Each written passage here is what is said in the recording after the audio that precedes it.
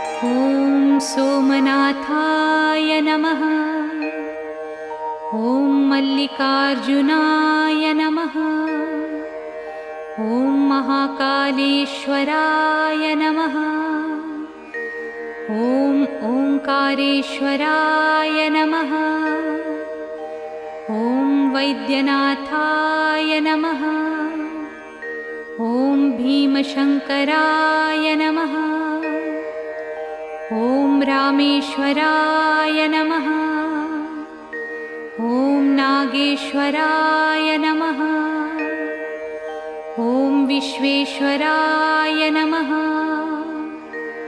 ॐ त्र्यम्बकेश्वराय नमः। ॐ केदारेश्वराय नमः। ॐ भुस्मेश्वराय नमः।